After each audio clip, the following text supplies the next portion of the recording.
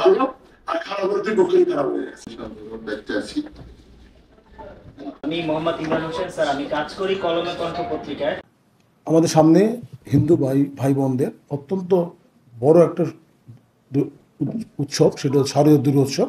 এর জন্য আমরা সার্বিক প্রস্তুতি শুরু করেছি, শেষ করিনি এখন। আগামীকাল তাদের সাথে বসবো আমরা, পুরো বরিশাল বিভাগের যারা ধর্মীয় পূজা অর্জন পরিষদের যারা সভাপতি রয়েছেন এবং এসটিদের নিয়ে জানাতে হবে। তারা একটু শুধু জানি আর কি, আমাদের মোট পূজা মণ্ডপ সংখ্যা 1595, স্থায়ী 1342, অস্থায়ী পূজা মণ্ডপ 253, বিরোধপূর্ণ পূজা মণ্ডপ 6, অধিক গুরুত্বপূর্ণ মানে ঝুঁকিপূর্ণ বা আমরা 492 চিহ্নিত করেছি, গুরুত্বপূর্ণ 612 আর সাধারণ 491।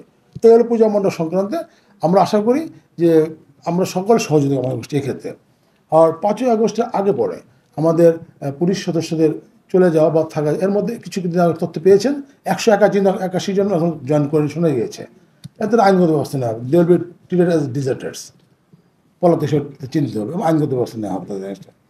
আর অস্ত্র উদ্ধারের ক্ষেত্রে আমাদের বরিশাল রেঞ্জে আপনারা বলেছেন অত শান্তিপূর্ণ ছিল, কোথাও কোনো ঝামেলা ঘটেনি, যার ফলে কোথাও অস্ত্র লুট হয়নি আমাদের।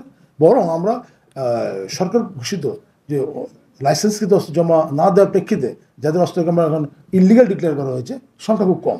আমাদের যৌথ বাহিনীর কমান্ডেন্ট আমাদের জিওসি মহোদয়ের সাথে কথা হয়েছে, আমার লেবুখালী ক্যান্টনমেন্টের লোকাল যিনি আছেন দায়িত্বে কথা হয়েছে, আমার নেভির সাথে কথা হয়েছে।